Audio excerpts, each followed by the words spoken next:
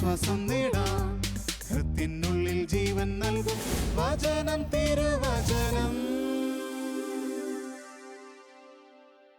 ഈശോയുടെ സ്നേഹത്തിൽ പ്രിയ സഹോദരീ സഹോദരന്മാരെ, ഒരു നിമിഷം കണ്ണുകളടച്ച് പ്രാർത്ഥിച്ചുകൊണ്ട് കർത്താവിൻ്റെ ശുശ്രൂഷയിലേക്ക് നമുക്ക് പ്രവേശിക്കാം. സ്നേഹപിതാവായ ദൈവത്തിൻ്റെ പരിശുദ്ധമായ സാന്നിധ്യം നാം എവിടെ ആയിരിക്കുമ്പോഴും എവിടെ ആയിരുന്നാലും അനുഭവിക്കുവാൻ ഇടവരുത്തട്ടെ. പുത്രനായ യേശു തൻ്റെ തിരു സാന്നിധ്യം നമുക്കെപ്പോഴും നൽകുകയും അവിടുത്തെ കൃപാവരം കൊണ്ട് നമ്മളെ നിറയ്ക്കുകയും നയിക്കുകയും ചെയ്യട്ടെ.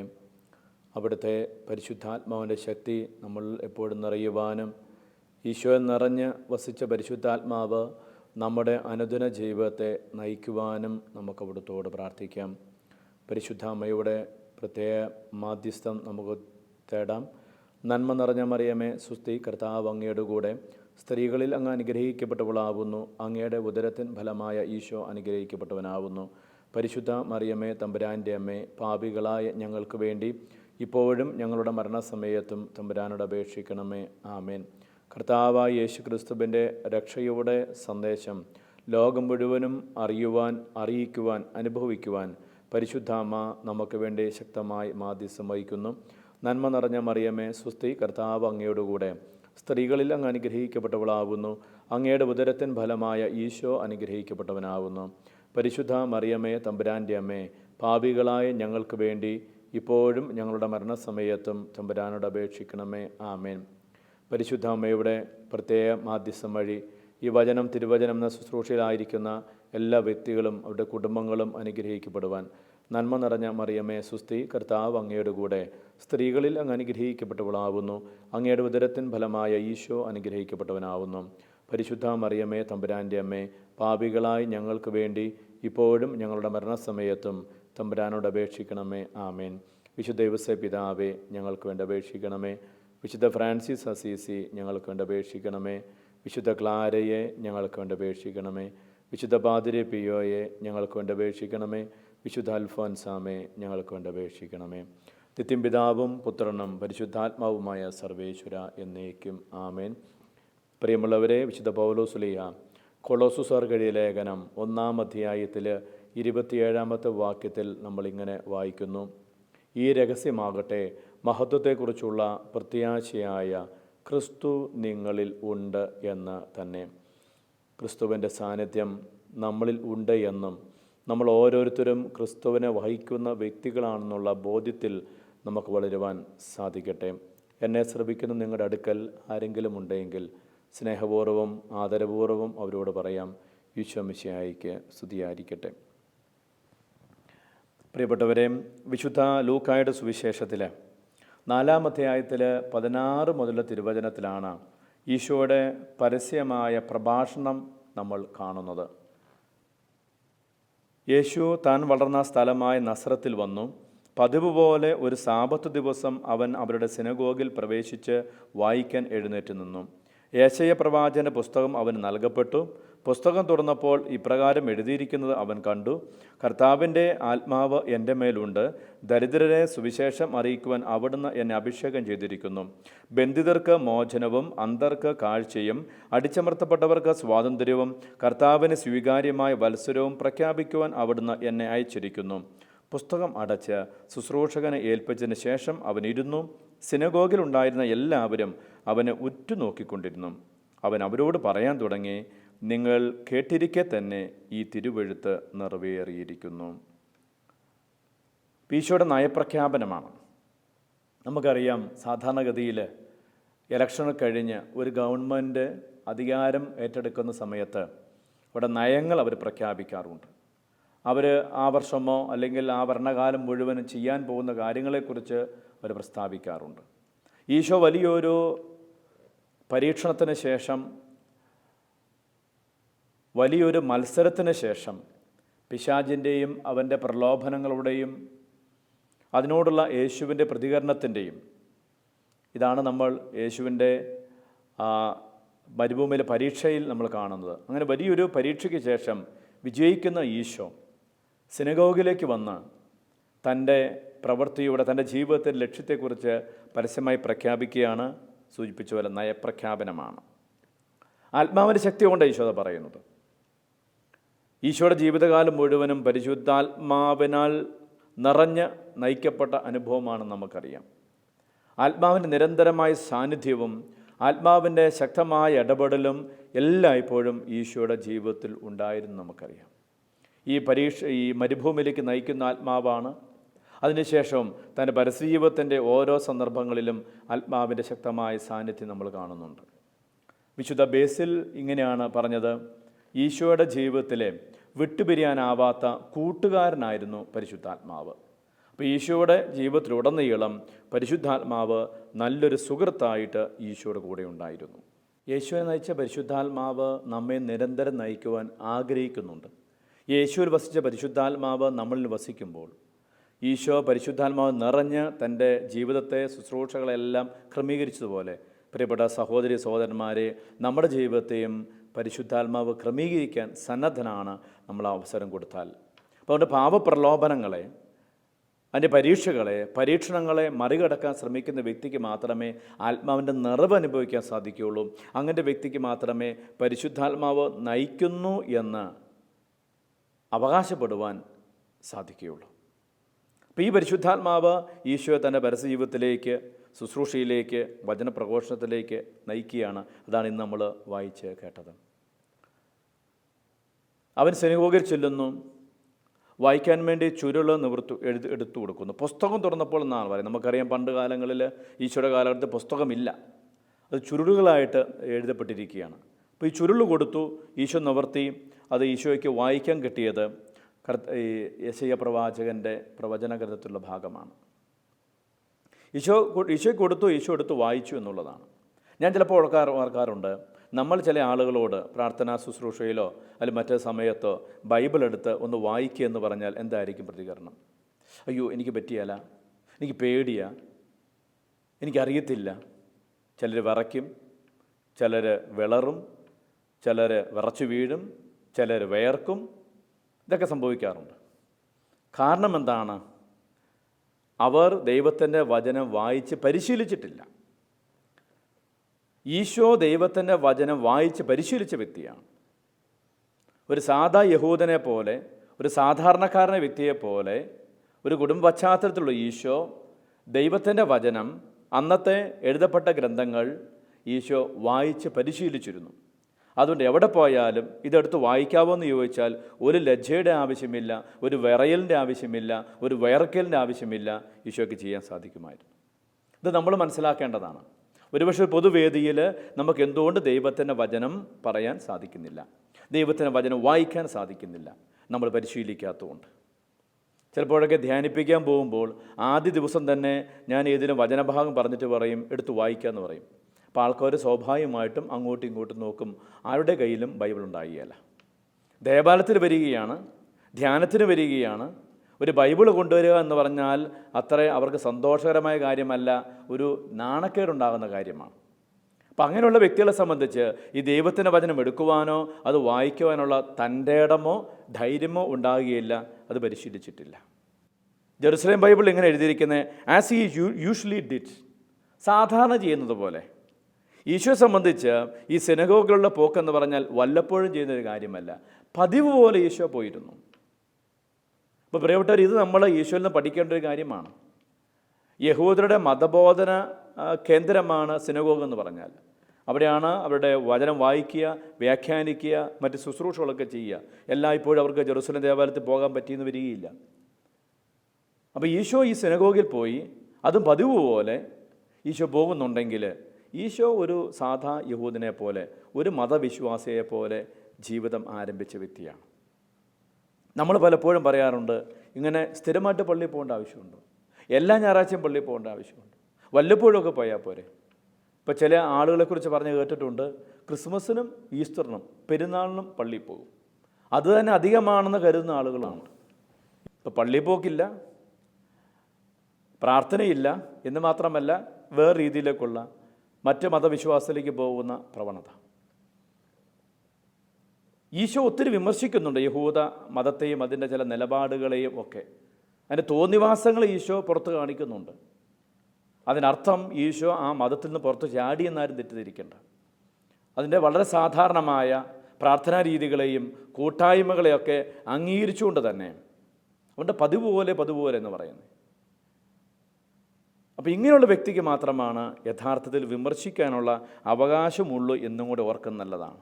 അപ്പോൾ ഈശോ മതത്തെ വിമർശിച്ചു, ഈശോ അവിടുത്തെ പുരോഹിത ഗണത്തെ വിമർശിച്ചു, ഈശോ അവരുടെ ആരാധന രീതിയെ വിമർശിച്ചു, ഈശോ അവരുടെ പ്രവർത്തന ശൈലിയെ വിമർശിച്ചു എന്നൊക്കെ പറഞ്ഞ ചില ആളുകൾ സഭയും സഭ വിശ്വാസത്തെയും സഭയുടെ പ്രബോധനങ്ങളെയും സഭ അധികാരികളെയും സഭാ നിലപാടുകളെയും ലക്കും ലഗാനവുമില്ലാതെ വിമർശിക്കുന്ന രീതി നമ്മുടെ സമൂഹത്തിലുണ്ട്. അപ്പം അതുകൊണ്ട് അങ്ങനെയുള്ളവർ മനസ്സിലാക്കേണ്ടത് ഈശോ പതിവായിട്ട് ദേവാലയത്തിൽ അല്ലെങ്കിൽ സിനഗോഗിൽ പോയി ഈ ശുശ്രൂഷയിൽ പങ്കെടുത്ത വ്യക്തിയാണ്. അങ്ങനെ പങ്കെടുത്ത വ്യക്തിക്കാണ് അതിൻ്റെ ഉള്ളിലെ പ്രശ്നങ്ങൾ ശരിക്കും അറിയാൻ സാധിക്കുക. നമ്മൾ പലപ്പോഴും ആരെങ്കിലും പറഞ്ഞു കേട്ടത്, ആരെങ്കിലും എവിടെയെങ്കിലും പറഞ്ഞ കാര്യങ്ങൾ ഒക്കെ കേട്ടും അറിഞ്ഞും ഒക്കെ കാര്യങ്ങൾ ചെയ്യുന്നവരാണ്, പ്രതിഷേധിക്കുന്നവരാണ്, പ്രതികരിക്കുന്നവരാണ്. ഒരു സ്ഥലത്ത് ചെന്നപ്പോൾ വികാരിച്ചൻ പറഞ്ഞു, അവിടെ ഒരു മനുഷ്യൻ 18 വർഷമായി പള്ളി കയറിയിട്ട് ആരും കൂടെ പോകാറില്ല, ആരെയും കൂടെ അടുപ്പിക്കാറില്ല, നാക്കെടുത്ത് ചീത്ത മാത്രമേ പറയുള്ളൂ. ഞാൻ പറഞ്ഞു പോകാമെന്ന് പറഞ്ഞു. അവിടെ ചെന്നപാടെ അദ്ദേഹം നല്ല വാക്കുകൾ ഉപയോഗിച്ച് എന്നെ സ്വീകരിച്ചു. ഞാൻ ചോദിച്ചു, പള്ളിയിൽ പോകാറുണ്ടോ? ഇല്ല. എത്ര വർഷമായി? 18 വർഷം. എന്ത്? അന്നൊരച്ഛനുണ്ടായിരുന്നു, 18 വർഷം മുമ്പ് അച്ഛൻ. ഞാൻ ചോദിച്ചു, ചേട്ടാ അച്ഛൻ മാറി ഇപ്പം എത്ര അച്ഛന്മാർ വന്നു? അതെനിക്കറിയത്തില്ല. അതിനുശേഷം 7 or 8 അച്ഛന്മാരുടെ ഇടവക വന്നു. അന്ന് ഏതോ ഒരു അച്ഛനോടുള്ള പ്രതിഷേധമോ അഭിപ്രായ വ്യത്യാസമോ ഇഷ്ടത്തോടെ കാരണം പള്ളി കയറാത്ത മനുഷ്യൻ വർഷങ്ങളായിട്ട് പള്ളിയിൽ നിന്ന് മാറി നിൽക്കുന്ന മനുഷ്യൻ. അപ്പോൾ സഭയിൽ, വിശ്വാസ കൂട്ടായ്മയിൽ, പ്രാർത്ഥനാ ഗ്രൂപ്പിൽ ചില അസ്വസ്ഥതകളുണ്ടാകാം, ചില അരുതാത്ത കാര്യങ്ങളുണ്ടാകാം, ദൈവഹിതമല്ലാത്ത ചില സംഭവങ്ങളോ ചില രീതികളോ പ്രവൃത്തികളോ സ്വഭാവം ഉണ്ടാകാം. അതിനെ നമുക്ക് വിമർശിക്കാം. പക്ഷേ അത് ഈശോയുടെ മനോഭാവത്തിലായിരിക്കണം. അതിൽ നിന്ന് മാറി നിന്നുകൊണ്ട് അതിനെ തകർക്കുവാൻ വേണ്ടി, അതിനെ ഇല്ലാതാക്കുവാൻ വേണ്ടി എടുക്കുന്ന നിലപാടല്ല യഥാർത്ഥ വിമർശനം. യഥാർത്ഥ വിമർശനം അതുമായിട്ട് ചേർന്ന് നിന്നുകൊണ്ട്, അതിൻ്റെ ഉള്ളിൽ നിന്നുകൊണ്ട് അതിൻ്റെ ഈ കൊള്ളരുതായ്മകളെ, അതിൻ്റെ കുറവുകളെ വിമർശിക്കാനുള്ള അവകാശമാണ് നമ്മൾ ഉപയോഗിക്കേണ്ടത്.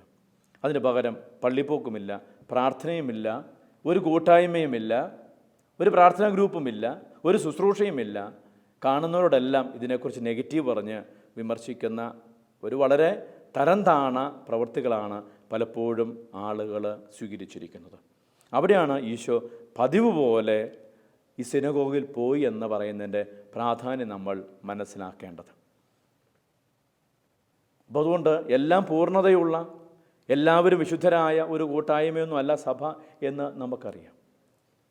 എല്ലാ കാലഘട്ടത്തിലുമുള്ള സഭാപിതാക്കന്മാർ, സഭാ പണ്ഡിതന്മാർ സഭയെ നവീകരിക്കുവാൻ വേണ്ടി ഉദാഹരണമായിട്ട് പറയുന്നത് അസീസിലെ വിശുദ്ധ ഫ്രാൻസിസാണ്. അദ്ദേഹം സഭയെ വിമർശിച്ച വ്യക്തിയാണ്. സഭയെ സ്നേഹിച്ചുകൊണ്ട്, സഭയിൽ നിന്നുകൊണ്ട്, സഭയുടെ ഏറ്റവും ചെറുതായ നിയമങ്ങൾ പോലും അക്ഷരാർത്ഥത്തിൽ പാലിച്ചുകൊണ്ട് തൻ്റെ ജീവിതം വഴിയായി സഭയെ വിമർശിച്ച വ്യക്തിയാണ്. അദ്ദേഹം ഒരു വൈദികനെ വിമർശിച്ചിട്ടില്ല, അദ്ദേഹം ഒരു മെത്രാനെ വിമർശിച്ചിട്ടില്ല, അദ്ദേഹം ഒരു മാർപ്പാപ്പയെ വിമർശിച്ചിട്ടില്ല. അദ്ദേഹം വിമർശിച്ചു, തന്നെ വിമർശിച്ചു. ഈ സഭയിൽ ഇങ്ങനെയുള്ള കുറവുകൾ, കൊള്ളരുതായ്മകൾ സംഭവിക്കുന്നുണ്ടെങ്കിൽ അത് എൻ്റെ കുറവ് കൊണ്ടാണെന്ന ബോധ്യത്തോടെ അത് തിരുത്തുവാൻ വേണ്ടി, അത് മാറ്റുവാൻ വേണ്ടി ശ്രമിച്ച് സഭയിൽ ആകമാനം മാറ്റം വരുത്തിയ, നവീകരണം വരുത്തിയ ഒരു വലിയ മനുഷ്യനാണ് അസീസിലെ വിശുദ്ധ ഫ്രാൻസിസ്, 2ാം ക്രിസ്തു എന്നൊക്കെ സഭ ആദരവോടെ വിളിക്കുന്ന വ്യക്തി. അപ്പോൾ ഉള്ളിൽ നിന്നുകൊണ്ട്, പള്ളിയിൽ പോകാതെ, കുർബാനയ്ക്ക് പോകാതെ, പ്രാർത്ഥനയ്ക്ക് പോകാതെ, സഭാ അധികാരികളെ ചീത്ത വിളിച്ചും അനാവശ്യങ്ങൾ പറഞ്ഞും കുറ്റപ്പെടുത്തിയും വെല്ലുവിളിച്ചും നീങ്ങിയ ഒരു മനുഷ്യനായിരുന്നില്ല അദ്ദേഹം. മറിച്ച് സഭയോടൊപ്പം നിന്നുകൊണ്ട്, സഭയിലായിരുന്നുകൊണ്ട് അതിൻ്റെ അരുതായ്മകളെ, അതിൻ്റെ വീഴ്ചകളെ, അതിൻ്റെ കുറവുകളെ ഒക്കെ തിരിച്ചറിഞ്ഞ് അതിൽ നിന്ന് മാറുവാൻ സ്വയം തയ്യാറാകുകയും മറ്റുള്ളവരെ അതിനെ പ്രചോദിപ്പിക്കുകയും ചെയ്ത വ്യക്തി. അപ്പോൾ യഥാർത്ഥത്തിൽ സഭയെ സ്നേഹിക്കുന്ന, മതത്തെ സ്നേഹിക്കുന്ന, ശുശ്രൂഷകളെ സ്നേഹിക്കുന്ന, കൂട്ടായ്മകളെ സ്നേഹിക്കുന്ന വ്യക്തിക്ക് ഇങ്ങനെ ചെയ്യാൻ സാധിക്കുകയുള്ളൂ. അതിന് നിരന്തരമായ ഒരു സമ്പർക്കമുണ്ടായിരിക്കണം. ഈശോയ്ക്ക് ആ മതസമൂഹത്തിൻ്റെ പ്രശ്നങ്ങളെക്കുറിച്ച്, അതിൻ്റെ എല്ലാവിധ അനീതിയെക്കുറിച്ച് അതിൻ്റെ കൊള്ളരായ്മകളെക്കുറിച്ച് നല്ല ബോധ്യമുണ്ടായിരുന്നു. അതുകൊണ്ട് ഈശോ വെള്ളയടിച്ച് കുടിമാടങ്ങളെ ഇങ്ങനെയുള്ള മോശമായ വളരെ പരുഷമായ വാക്കുകൾ ഈശോ ഉപയോഗിക്കുന്നുണ്ട്. ഉപയോഗിക്കാൻ കാരണം എന്താ? അവിടെ ചെന്ന് അതിൻ്റെ അവസ്ഥകൾ മനസ്സിലാക്കി അവിടെ ആയിരുന്നു. അതിൻ്റെ ഭാഗമായിരുന്നില്ല, ആ തിന്മയുടെ ഭാഗമായിരുന്നില്ല, ആ അനീതിയുടെ ഭാഗമായിരുന്നില്ല, ആ അക്രമത്തിൻ്റെ ഭാഗമായിരുന്നില്ല. മറിച്ച് ആ വിശ്വാസ സമൂഹത്തിൻ്റെ ഭാഗമായിരുന്നുകൊണ്ട് അതിൻ്റെ പ്രശ്നങ്ങളെ വെല്ലുവിളിക്കുകയും ചോദ്യം ചെയ്യുകയും വിമർശിക്കുകയും ചെയ്ത ഈശോയുടെ മനോഭാവം. ആ മനോഭാവമാണ് പ്രിയപ്പെട്ടവരെ നമുക്കും ഉണ്ടാകേണ്ടത്. അങ്ങനത്തെ വ്യക്തിയാണ് ശരിക്കും ആത്മാവ് ഉള്ള വ്യക്തി എന്ന് പറയുന്നത്. അല്ലെങ്കിൽ എല്ലാവരെയും കുറ്റപ്പെടുത്തിയും എല്ലാവരെയും കളിയാക്കിയും എല്ലാവരും മോശക്കാരാണ്, ഞാൻ മാത്രമേ ശരിയായിട്ടുള്ളൂ എന്ന ഒരു വളരെ അപകടകരമായ പരിതാപകരമായ നിലപാട് എടുക്കുന്ന വ്യക്തിയല്ല യഥാർത്ഥത്തിൽ വിശ്വാസ സമൂഹത്തെ സ്നേഹിക്കുന്ന വ്യക്തി. അതിൻ്റെ ഭാഗമായിരുന്നുകൊണ്ട്, ആ വിശ്വാസ സമൂഹത്തിൽ അംഗമായിരുന്നുകൊണ്ട്, അതിൽ അഭിമാനത്തോടെ നിന്നുകൊണ്ട്, എന്നാൽ അതിൻ്റെ ഇത്തരത്തിലുള്ള പ്രശ്നങ്ങളെ ചോദ്യം ചെയ്യുന്ന വ്യക്തി സ്വഭാവം, അതാണ് ഈശോയിലൂടെ നമ്മൾ ഈ സുവിശേഷ ഭാഗത്ത് കാണുന്നത്. അത് ഈശോ ആദ്യമേ തന്നെ പ്രകടിപ്പിക്കുന്നതാണ്. തൻ്റെ പരസ്യജീവിതത്തിൻ്റെ, തൻ്റെ വചനപ്രഘോഷണത്തിൻ്റെ ആദ്യ ഘട്ടത്തിൽ തന്നെ ഈശോ എടുക്കുന്ന നിലപാട് അങ്ങനെ തന്നെയാണ്. അപ്പോൾ അതുകൊണ്ട് ആ ഒരു ചൈതന്യമാണ് വിശ്വാസികളായ നമുക്കെല്ലാവർക്കും ഉണ്ടാകേണ്ടത്. നമുക്ക് ഓർക്കാം, ഈശോ പറയാണ് ബന്ധിതർക്ക് മോചനം. അത് ജയിലിൽ കിടക്കുന്നവർക്ക് മാത്രമല്ല, ഏതെല്ലാം അടിമത്തം മനുഷ്യന് മേലുണ്ടോ, എന്തെല്ലാം മനുഷ്യനെ ബന്ധനാവസ്ഥയിലാക്കിയിട്ടുണ്ടോ, അതിലൊരു സാമ്പത്തികമായ അടിമത്തമായിരിക്കാം, കർത്താവ് നിന്ന് മോചനം തരുന്നുണ്ട്. രാഷ്ട്രീയമായ അടിമത്തമായിരിക്കാം, കർത്താവ് ഈശോ അതിൽ നിന്ന് വിടുതൽ തരുന്നുണ്ട്. ശാരീരികമായ രോഗത്തിൻ്റെ ചില അടിമത്തമായിരിക്കാം, ഈശോ അവിടെ നമുക്ക് മുക്തി തരുന്നുണ്ട്. ഒരുപക്ഷെ പൈശാചികമായ പീഡകളുടെ ബന്ധനാവസ്ഥയായിരിക്കാം ഈശോ മോചനം തരുന്നുണ്ട്. എല്ലാത്തിനുപരിയായിട്ട് ഇതിനെല്ലാം കാരണമായ പാപത്തിൻ്റെ ബന്ധനാവസ്ഥയായിരിക്കാം ഈശോ അതിൽ നിന്ന് മോചനം തരുന്നുണ്ട്. ഒരു മനുഷ്യൻ്റെ സമഗ്രമായ വിടുതലിന് വേണ്ടി, സമഗ്രമായ മോചനത്തിന് വേണ്ടി ഇടപെട്ടുകൊണ്ടിരിക്കുന്ന വ്യക്തിയാണ് ഈശോ. നമുക്കറിയാം ഈശോയുടെ ലോകത്തിലേക്ക് വന്നതും ഇങ്ങനെയുള്ള സമൂലമായ സമഗ്രമായ ഒരു വിമോചനത്തിന് വേണ്ടിയാണ് എന്ന് നമ്മൾ ഓർക്കണം. കേവലം ആത്മീയമായി മാത്രമല്ല, ഒരു മനുഷ്യൻ്റെ ജീവിതത്തെ ബാധിക്കുന്ന സകലവിധ അവസ്ഥകളിൽ നിന്നും അടിമത്തത്തിൽ നിന്നും മോചനം നൽകുവാൻ കഴിവുള്ള കർത്താവായ ഈശോ തൻ്റെ വത്സരം ഉദ്ഘാടനം ചെയ്യുകയാണ്, നല്ല സമയം ഉദ്ഘാടനം ചെയ്യുകയാണ്.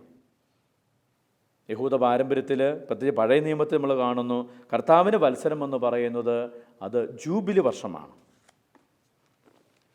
ലേവ്യരുടെ പുസ്തകം 25-ാം അധ്യായത്തിൽ വർഷങ്ങളുടെ 7 സാപത്തുകൾ എണ്ണുക, 7 പ്രാവശ്യം 7 വർഷങ്ങൾ, വർഷങ്ങളുടെ 7 സാപത്തുകൾ ദൈർഘ്യം 49 വർഷങ്ങൾ എന്നും പറഞ്ഞു തുടങ്ങുന്ന ജൂബിലി വർഷം. അന്ന് എല്ലാ അഴിമതിയും, എല്ലാ അനീതിയും, എല്ലാ അന്യായങ്ങളും സമൂഹത്തിന് ഇല്ലാതായി സാഹോദര്യത്തിൽ വളരുന്ന കാലഘട്ടമാണ്. സ്നേഹത്തിൽ മനുഷ്യർ ജീവിക്കുന്ന കാലഘട്ടമാണ്. ഈശോ വന്നത് അത്തരത്തിലുള്ള ഒരു വർഷം പ്രഖ്യാപിക്കാൻ വേണ്ടിയാണ്.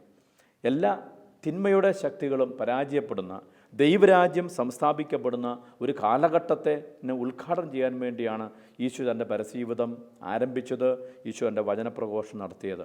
അതുകൊണ്ട് ഈശോയുടെ പ്രഘോഷണത്തിൽ ഏറ്റവും കൂടുതൽ ഉപയോഗിച്ച വാക്ക് ദൈവരാജ്യം, സ്വർഗരാജ്യം എന്ന വാക്കുകളാണ് നമുക്കറിയാം. വേറെ ഒന്നിനു വേണ്ടിയല്ല ഈശോ അത്രയും പ്രാധാന്യം കൊടുത്തത്. അപ്പോൾ ഈശോ വന്നത് ദൈവരാജ്യത്തിന് വേണ്ടിയാണ്, ഈശോ ജീവിച്ചത് ദൈവരാജ്യത്തിന് വേണ്ടിയാണ്, ഈശോ മരിച്ചത് ദൈവരാജ്യത്തിന് വേണ്ടിയാണ്, ഈശോ വീണ്ടും വരാൻ പോകുന്നത് ദൈവരാജ്യത്തിന് വേണ്ടിയാണ്. അപ്പോൾ ഈശോയിലൂടെ ഉദ്ഘാടനം ചെയ്യപ്പെട്ട ഈ സ്വർഗരാജ്യ അവസ്ഥ, ദൈവരാജ്യ അവസ്ഥ അവൻ്റെ രണ്ടാം വരവോടുകൂടെ പൂർത്തീകരിക്കപ്പെടും എന്ന ബോധ്യമാണ് സഭയ്ക്ക് ഉള്ളത്. അതിനുവേണ്ടി പരിശ്രമിക്കേണ്ടവരാണ് നമ്മൾ, അതിനുവേണ്ടി ജീവിക്കേണ്ടതാണ് സഭ, അതിനുവേണ്ടി പ്രവർത്തിക്കേണ്ടവരാണ് സഭയിലെ ഓരോ അംഗവും എന്ന് പറയുന്നത്. അപ്പോൾ ഈശോയുടെ ദൗത്യം, ഈശോയുടെ വചനപ്രഘോഷണത്തിൻ്റെ, ഈശോയുടെ ജീവിതത്തിൻ്റെ ലക്ഷ്യം, അതിൻ്റെ പൂർണ്ണതയിലെത്തിക്കുവാൻ നമുക്ക് ഓരോരുത്തർക്കും വ്യക്തിപരമായും സമൂഹപരമായും കടമയുണ്ടെന്ന് ഈശോയുടെ പരസ്യ പ്രഖ്യാപനത്തിലൂടെ നമ്മളെ ഓർമ്മിപ്പിക്കുകയാണ്. ഈശോ വന്നത് രക്ഷയുടെ സദ്വാർത്ത അറിയിക്കാൻ വേണ്ടിയാണ്. അതിനു മുമ്പ് ഈശോയ്ക്ക് വഴിയൊരുക്കിയ സ്നാപക യോഹന്നാൻ പറഞ്ഞത് അല്പം കൂടി വ്യത്യാസമുണ്ട്, ക്രോധത്തിൻ്റെ വാർത്തയാണ്. നിങ്ങൾ സൂക്ഷിക്കണം, ദൈവത്തിൻ്റെ ക്രോധം ആസന്നമായിരിക്കുന്നു എന്ന് പറഞ്ഞ് ജീവിതത്തിൽ പരിവർത്തനത്തിന് ക്ഷണിച്ച സ്നാപക യോഹന്നാനത്തിന് ശേഷം ഈശോ പറയുകയാണ്, സമയം സമാഗതമായിരിക്കുന്നു, നിങ്ങൾ തിന്മയുടെ വഴികളെ വിട്ട് ദൈവത്തിൻ്റെ രക്ഷയുടെ വഴിയിലേക്ക് കടന്നു വരണം. അപ്പോൾ ഇത് ഒരു പ്രകടമായ വ്യത്യാസമാണ്. യോഹന്നാനിൽ നിന്നും സ്നാപയോഹന്നാനിൽ നിന്നും ഈശോയിലേക്ക് മാറുമ്പോൾ ഈ പ്രഘോഷണത്തിൻ്റെ ശൈലിയിൽ വലിയ വ്യത്യാസമുണ്ട്. രക്ഷയുടെ കരുണയുടെ സന്ദേശവുമായിട്ടാണ് ഈശോ ലോകത്തിലേക്ക് വന്നത്. ഇതാണ് നമ്മുടെ പ്രത്യാശ.